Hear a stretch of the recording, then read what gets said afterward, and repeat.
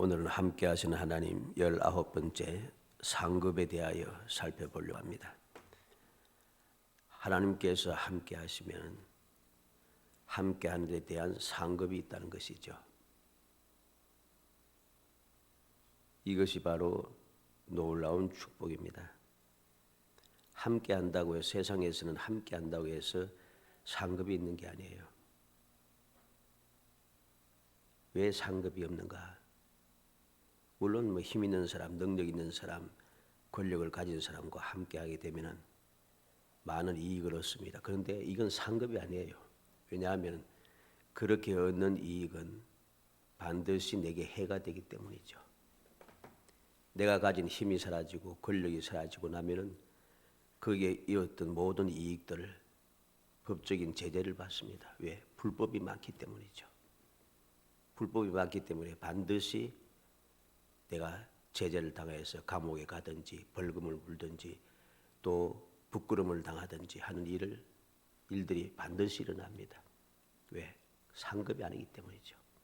상급이라고 하는 것은 상급을 받는다는 것은 올바른 상급을 받으면 내게 기쁨이 되고 내게 영광이 되고 주의 자랑거리가 됩니다. 유익하다는 소리입니다.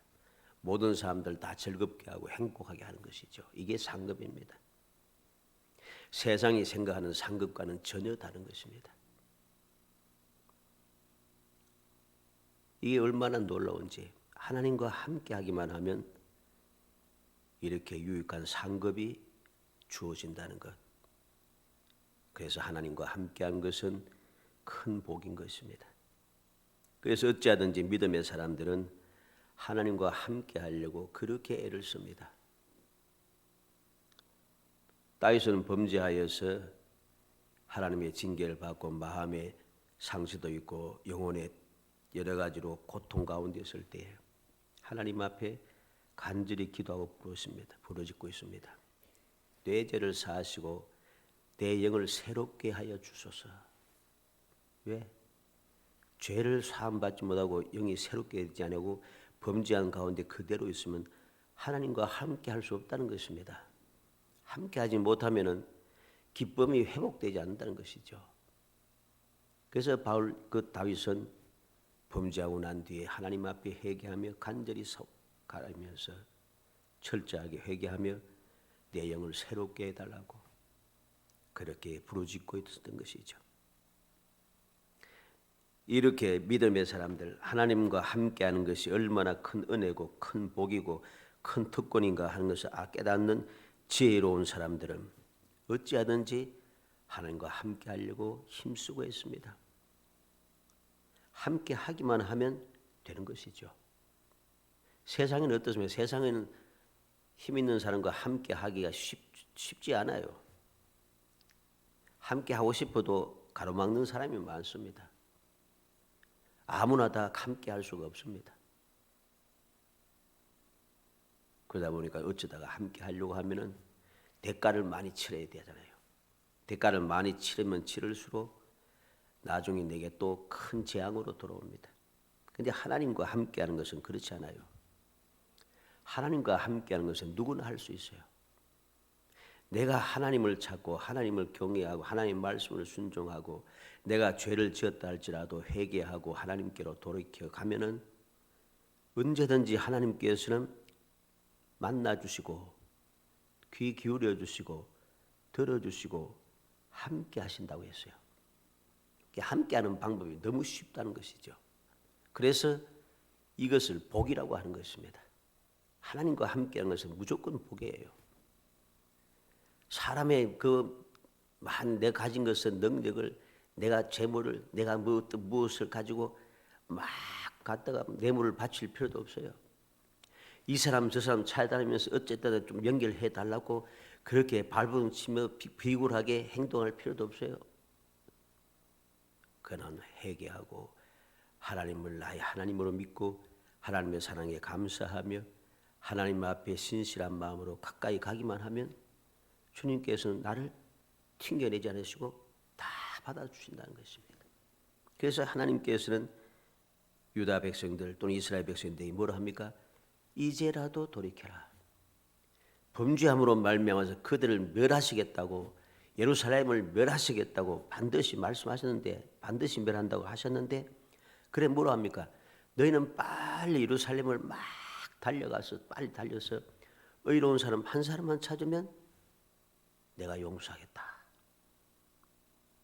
어째든지 하나님께서 용서하고 함께하기로 하신다. 그런데 불행하게도 예루살렘엔 의로운 사람이 한 사람도 없었어요. 이게 심각한 이야기죠. 범죄했다 할지라도 하나님께서 함께하는 사람, 즉 의로운 사람 한 사람만 있으면은 모든 것이 다 해결될 터인데 이게 없다는 것이죠. 그만큼 쉽고 그러면서 또 그만큼 또 어려운 것입니다.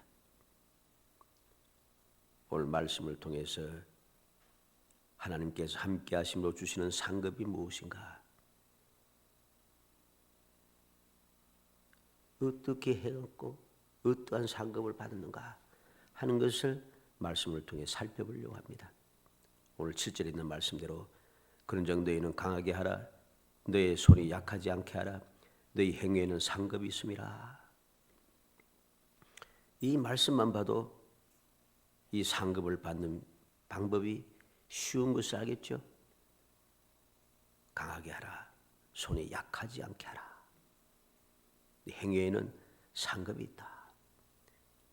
얼핏 보면은 강하게 하라, 약하지 않게 하라니까 이거 너무 얼마나 힘들면은 강하게 하라, 손을 약하지 않게 하라 하는 순간 이런 생각이 들겠지만은 여기에서 강하게 하고 손을 약하지 않게 하라는 이 말은 세상 사람, 세상에서 말하는 강하게 하고 약하지 않게 하는 것과는 다릅니다. 마음을 굳세게 하고, 다시 말해서 세상 모든 사람들이 다 하나님을 믿지 아니하고 하나님을 배반하며 죄를 지어도 너희는 마음을 굳게 하여 믿음을 지키라는 소리죠. 손을 약하지 않게 하라. 이 말은 세상 사람들처럼 권력을 가지고 막 힘을 얻기 위해서 수단과 방법을 가지지 않고 권리를 내가 권력을 쟁취하라는 소리가 아니고 수단과 방법을 가리지 않고 무엇을 해라는 소리가 아니고 주님을 섬기는 일을 열심을 내라는 소리입니다. 그렇기 때문에 상급을 받는 방법이 너무 쉬운 것이죠. 오늘 본문 말씀은 유다왕 아사가 구스 사람 세라의 100만 군사와 병거 300대를 건지고 침공했을 때 여호와께 간구하고 부르짖음으로 여호와의 도우심으로 승리하고 많은 재물을 도략하고 예루살렘으로 돌아왔을 때 일어난 일입니다. 앞서 바로 14장이 아사왕이 승리한 구스 사람 세라의 100만 대군을 물리치고 승리하고 돌아온 그 내용이죠. 그때 일어난 일을 우리에게 들려주면서 우리에게 어떻게 하면 상급을 받을 것인가 하는 것을 가르쳐주고 있는 것이죠.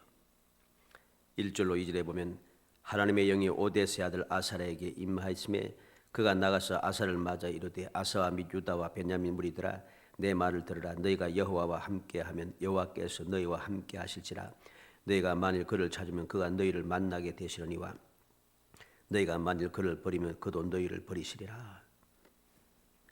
여호와의 도움을 받아 승리하고 많은 재물을 이끌고 돌아온 아사와 유다 백성 그리고 베냐민 백성들을 향하여서 하나님께서는 바로 아사랴에게 임하셔서 그들에게 말씀해 줍니다. 여호와와 함께하면 여호와께서 너희와 함께 하실지라.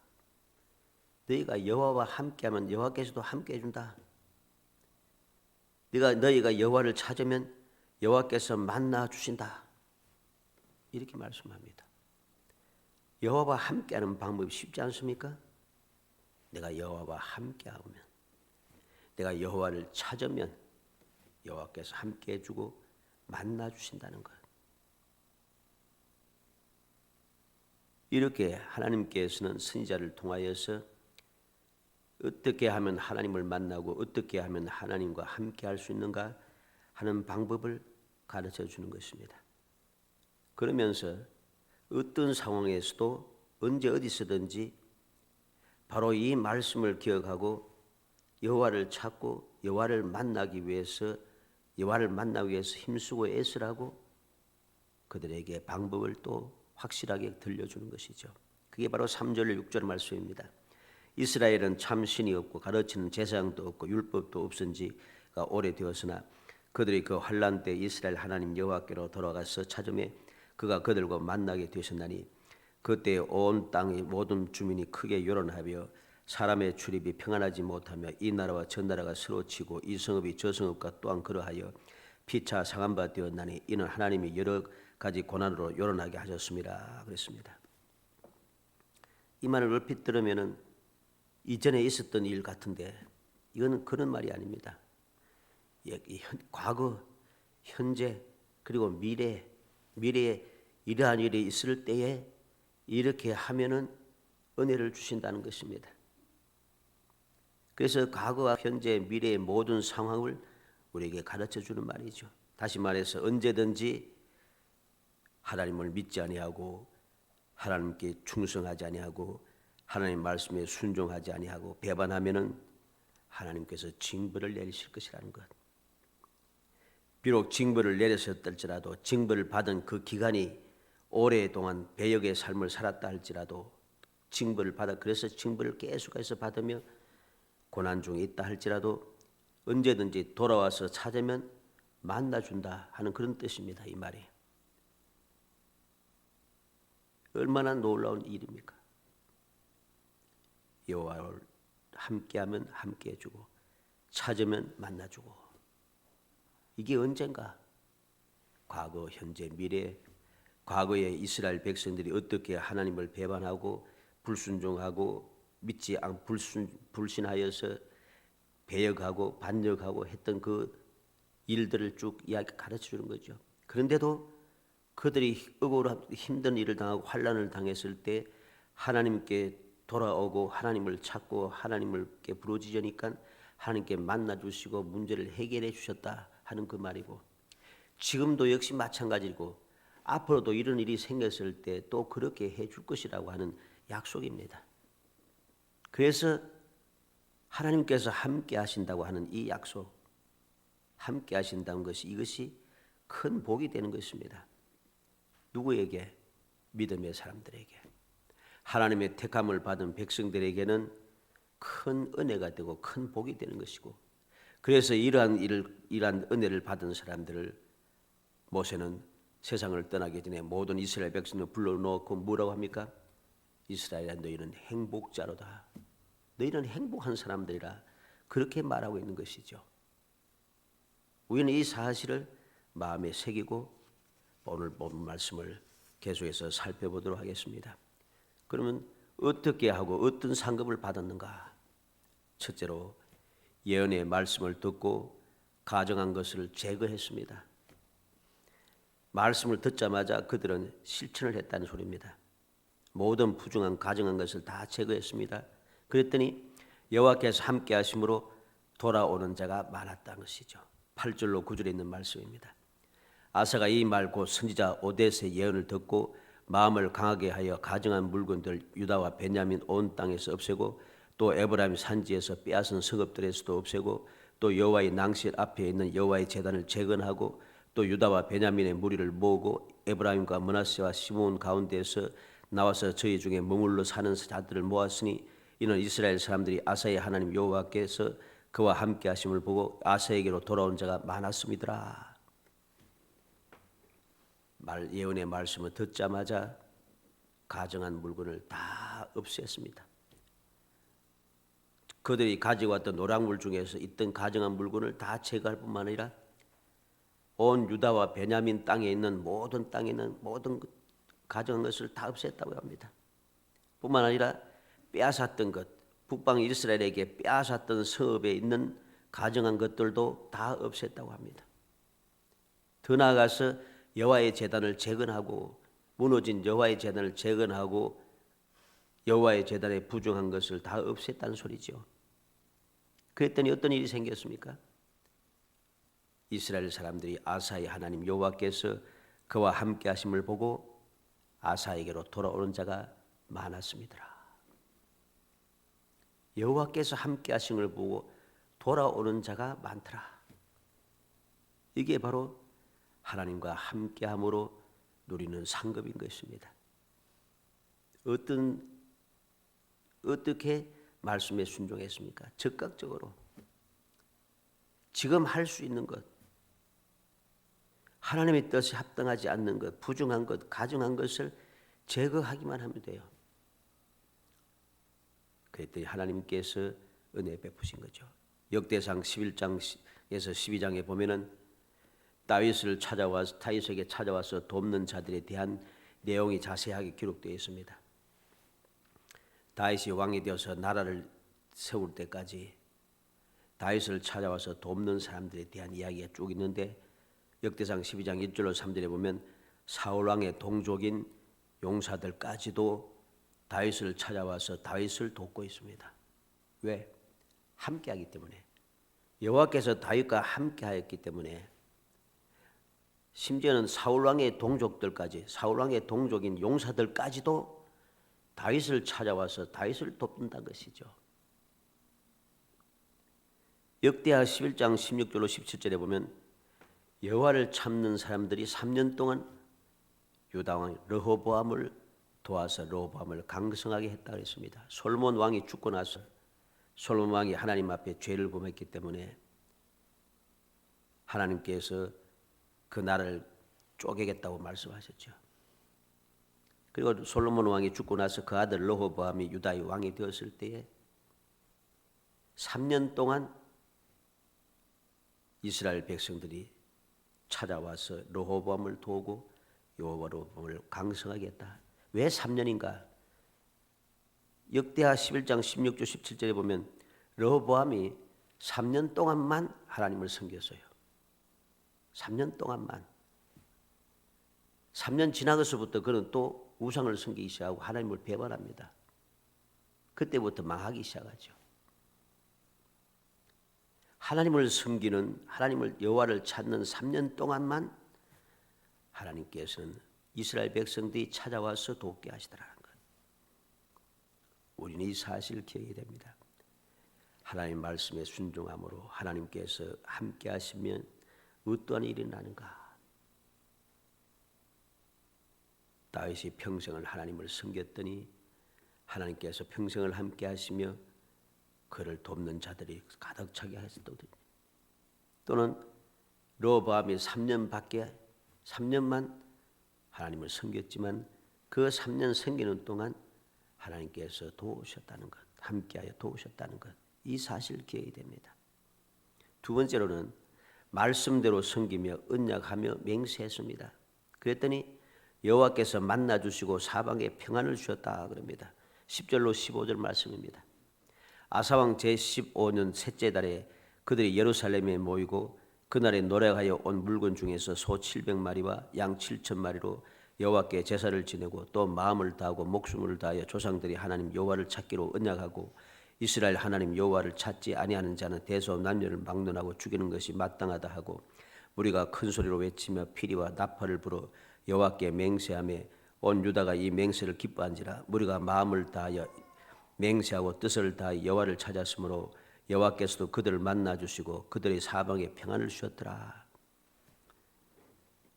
아사왕 15년 셋째 달에, 이건 바로 앞에서 예루살렘에서 선지자 오데스의 말을 듣고 행하였던 바로 이때입니다.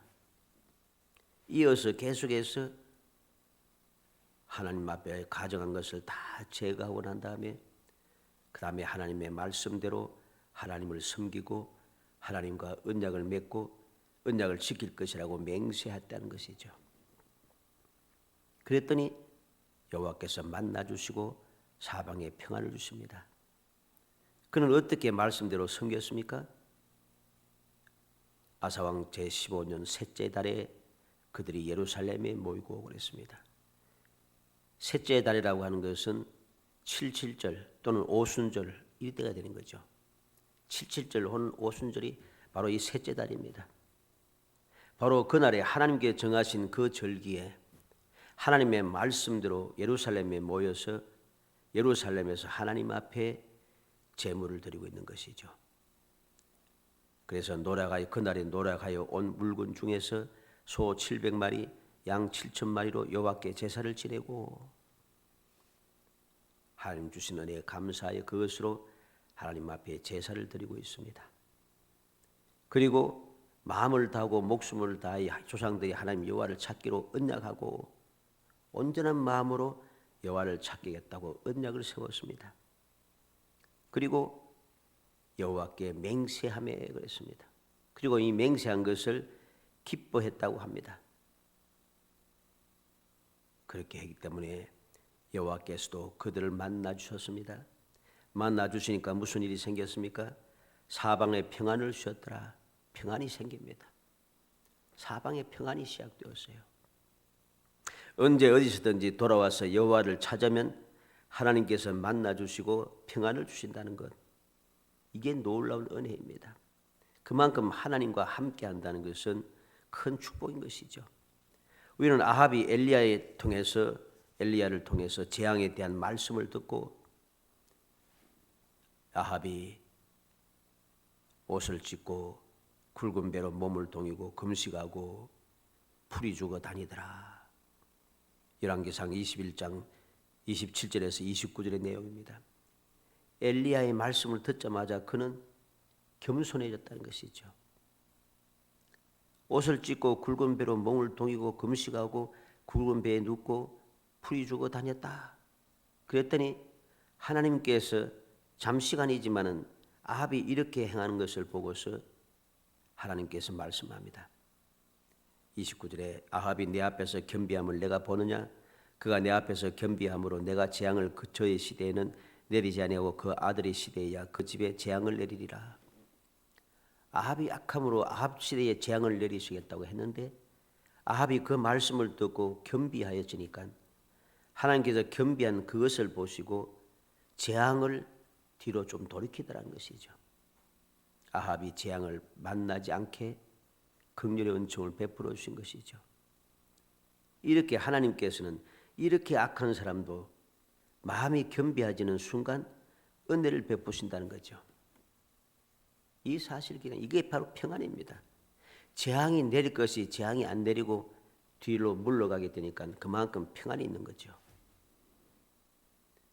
또한 우리는 역대하 33장 12절로 13절에 악한 왕 므낫세에 대한 이야기를 봅니다. 므낫세가 그렇게 악하게 하여서 유다를 망하게 했지만은 환난을 당했을 때 하나님께 간구하고 조상들이 하나님 앞에 크게 겸손했다 했습니다. 겸손하여 기도했습니다. 그랬더니 하나님께서 그 기도를 받으시며 간구를 들으시사 예루살렘에 돌아와서 다시 왕위에 앉게 하시며 므낫세가 그제서야 여호와께서 하나님이신 줄 알았더라. 그렇게 유다를 망하게 했던 원인이 되게 했던 므낫세도 회개하고 돌이켜 하나님 앞에 기도하고 부르짖었더니 하나님께서 들어주시고 함께해 주시는 은혜를 긍휼의 은총을 베풀어 주셨다는 것이죠. 우리는 바로 이 놀라운 주님의 약속의 말씀, 주님께서 베풀어 주시는 평안을 우리는 기억해야 됩니다. 어떤 상황에서도 심지어는 내가 악할지라도 악함을 버리는 순간 하나님께서 함께하여 평안을 주신다는 것, 재앙도 뒤로 물러가게 하신다는 것, 재앙 가운데서도 환난 가운데서도 나를 보호하신다는 것, 이 사실을 우리는 마음에 새기고 어찌하든지 믿음의 사람, 지혜로운 믿음의 사람들처럼 하나님과 함께하기를 힘쓰고 애쓰는 사람이 되어야 됩니다. 마지막 세 번째로 일평생 온전하게 행하였습니다. 그랬더니 20년간 전쟁이 없었다 그럽니다. 16절로 19절의 말씀입니다.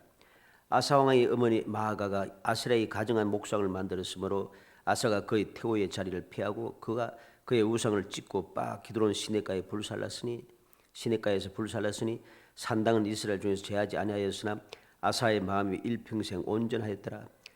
그가 또 그의 아버지가 구별한 물건과 자기가 구별한 물건 곧 은과 금과 그릇들을 하나님의 전에 드렸더니 이때부터 아사왕 제35년까지 다시는 전쟁이 없으니라. 일평생 온전하게 행했습니다. 어떻게? 일평생 온전하게 했다는 것은 눈치 보고 인정을 베풀고 가까운 사람에게 봐주고 이거 없습니다. 지위에 따라서 또 잣대가 달라지고 하는 거 없습니다. 아사왕의 어머니 마아가가 아스라에 가정한 목상을 만들었으므로 태호의 자리를 피하고 태호도 죄를 지으면 그냥 없애는 거죠. 태호가 만들었던 우상을 찢고 빠 기드론 시내에 가에서 불살라 제거해 버렸습니다. 이렇게 일평생 동안 온전한 마음으로 하나님만을 섬겼다는 것이죠. 뿐만 아니라 구별한 물건, 아버지가 구별한 물건, 자기가 구별한 물건 하나님의 전에 드렸더니 구별된 것은 하나님께 드렸다는 것이죠. 구별된 것을 내가 갈취하고 도적질하여서 내 것으로 만드는 것이 아니라는 소리입니다. 그렇게 그는 일평생 온전하게 하나님을 섬기고 온전하게 행하였습니다. 그랬더니 19절에 이때부터 아사왕 제35년까지 다시는 전쟁이 없으니라. 하나님께서 20년 동안, 지금 아사왕 15년이잖아요. 15년에 35년까지 그 20년 동안 전쟁이 없게 하셨다. 전쟁이 일어나지 않습니다. 전쟁이 일어나면 이겨도 참 힘듭니다. 전쟁에 이겨도 많은 군사가 죽게 되고 전쟁하는 동안 많은 물자가 다 허비가 되어지고 나라가 피폐해집니다. 그런데 20년 동안 전쟁이 없었다. 얼마나 평안하고 얼마나 모든 것이 윤택해졌을 것인가 하는 것을 우리는 생각하게 됩니다. 이사야서 38장 17절에 보옵소서 내게 큰 고통을 다하신 것은 내게 평안을 주려 하심이라. 주께서 내 영혼을 사랑하사 멸망의 구덩이에서 건지셨고 내 모든 죄를 주의 등 뒤에 던지셨나이다. 하나님께서 이사야 선지자를 통하여서 하나님께서 무엇을 하시려고 하는가 하는 것을 들려줍니다. 평안을 주려 하심이라. 큰 고통이 많은 것, 택한 백성들에게 큰 고통이 더하는 것은 하나님께서 평안을 주기 위해서라는 것, 하나님께서 사랑하시기 때문이라는 것, 이 사실을 우리에게 가르쳐 주는 거죠. 사랑하는 성도 여러분, 우리는 명심하고 또 명심해야 됩니다. 하나님과 함께하는 것이 얼마나 큰 복인지, 얼마나 큰 행복함인지 우리는 기억하고 내게 얼마나 큰 특권인지 하는 것을 우리는 절대로 잊어서는 안 됩니다. 힘쓰고 했어야 됩니다. 왜? 반드시 상급이 있기 때문이죠. 어떤 상급입니까? 창세기 15장 1절에 이후에 여호와의 말씀이 환상 중에 아브라함에게 임하여 이르시되 아브라함아 두려워하지 말라. 나는 너희 방패요 너희 지극히 큰 상급이라. 여호와께서 아브라함을 찾아오셔서 내가 너의 지극히 큰 상급이라. 하나님께서 친히 아브라함에게 지극히 큰 상급이 된다고 약속해 주었습니다. 잠언 11장 18절에는 공의를 뿌린 자의 상은 확실하니라. 하나님을 믿고 공의롭게 살아가는 믿음의 사람들의 상은 너무나도 확실하다는 거죠. 불분명하게 받을 수 있는지 없는지, 또 그 받을 상급이 흐리멍텅해서 원래는 좋은 것을 받아야 되는데 갑자기 중간에서 가로채는 사람이 있어가지고서는 보잘것없는 것이 내게 상급으로 주어지는 그러한 것이 세상에는 허다합니다. 그런데 하나님 앞에는 그러지 않아요. 상은 확실하다는 것이죠. 잠언 13장 13절에는 계명을 두려워하는 자는 상을 받느니라. 계명을 두려워한다는 말이 무슨 말입니까? 하나님의 계명대로 순종하며 살아간다는 소리입니다. 말씀대로 살아가는 사람은 상을 받는다고 했습니다. 이사야 40장 10절에는 보라 상급이 그에게 있고 보응이 그 앞에 있으며 그랬습니다. 여호와를 섬기는 자들에게는 상급이 여호와를 섬기는 사람에게 있고 여호와께 주시는 보응이 여호와를 섬기는 자에게 있다는 것입니다. 그 앞에 보응이 있다고 합니다.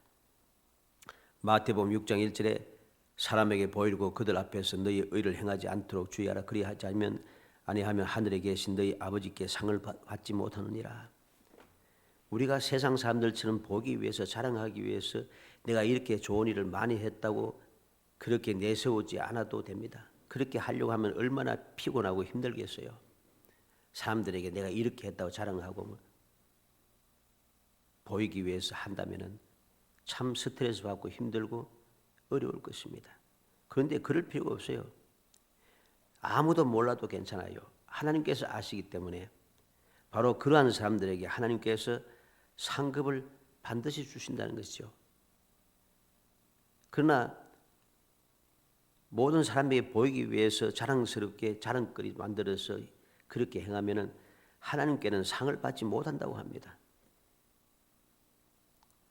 얼마나 평안한 것인가를 알아야 됩니다. 아무 재지 말고 계산하지 말고 하나님의 은혜 감사함으로 다른 사람들을 도와줄 때에 아무도 알아주지 않고 아무도 몰라도 하나님께서만 아셔서 하나님께서 상을 주신다는 것. 마태복음 10장 41절에 선자의 이름으로 선지자를 영접하는 자는 선지자의 상을 받을 것이요 의인의 이름으로 의인을 영접하는 자는 의인의 상을 받을 것이요. 내가 비록 선지자가 아니고 내가 대단한 의인이 않아도 의인이 되지 못해도 선지자의 상을 받고 의로운 의인의 상을 받을 수 있는 비결이 있어요. 선지자의 이름으로 선지자를 영접하면 선지자의 상을 내가 받는다는 것이죠. 의인의 이름으로 의인을 영접하는 자는 의인의 상을 받는다고 합니다. 예수님께서 약속하신 것이죠. 이건 분명한 겁니다. 내가 선지자 대단한 믿음을 가지고 능력이 있어서 선지자가 되지 못해도 선지자의 상을 받을 수 있는 기회가 비결과 그 자격이 내게 주어져 있어요. 얼마나 복 있는 것입니까? 고린도전서 3장 8절에 일한 대로 자기의 상을 받으리라. 내가 주님의 일을 하면 할 만큼 하나님께서 일한 대로 상을 주신다는 것. 그리고 히브리서 10장 36절에 그러므로 너희 담대함을 버리지 말라. 이것이 큰 상을 얻게 하느니라. 어떻게 하면 내가 큰 상을 받을 수 있는가? 담대함을 버리지 말라. 내가 주를 믿고 주를 섬기며 주의 명령에 충성을 다하는 이것을 버리지 말라는 것이죠. 주의 모든 사람들이 대적하고 주의 모든 사람이 손가락질하고 주의 모든 사람이 조롱하고 주의 모든 사람이 비웃어도 담대하게 그 믿음을 지키고 충성된 삶을 살아가라는 소리죠. 그러면 큰 상을 받는다는 것입니다. 세상이 어지러워지고 복잡해져서 예수 믿는 사람들을 조롱하고 비웃고 하니까 예수 믿는 티를 안 내려고 교회 다니지 않는 척하고 함께 같이 세상 사람들과 함께 교회를 욕하고 믿는 사람을 욕하고 지도자를 욕하고 이러지 않아요? 이러면 상을 못 받는 겁니다.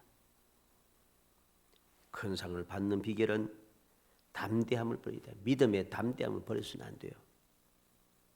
우리는 결코 악한 세상들, 멸망에 가정한 세상 사람들과 입을 맞추고 마음을 맞추어서 교회를 욕하고 하나님의 영광을 가리고 믿음의 사람들을 조롱하고 하는 행동을 해서는 안 됩니다.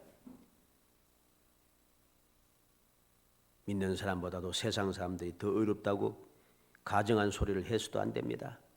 그런 사람은 상급을 받을 수가 없어요. 큰 상을 받는 비결이 무엇인가?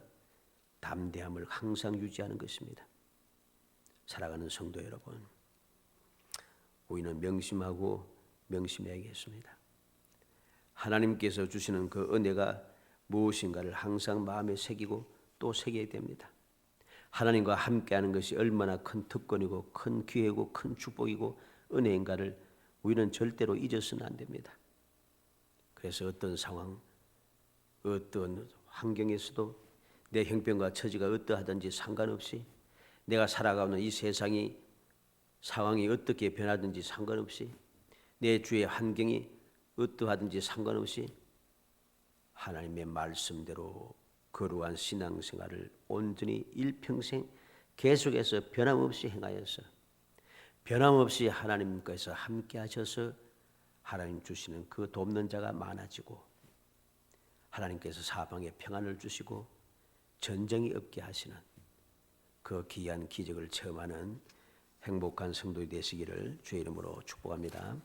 은혜 감사합니다. 사랑하여 주셔서 택하여 복된 자녀 삼아 주심을 감사합니다. 저희들에게 특권을 주시고 기회를 주시고 저희에게 놀라운 은혜를 약속하심을 감사합니다. 주님의 이 놀라운 사랑과 은총을 입었사오니 그들이 굳게 믿어서 믿음으로 행하게 하여 주시기 원합니다. 충성되게 살아가게 해주시기 원합니다. 두려워하지 않고 담대하게 믿음을 지켜 나아가게 해주시기 원합니다.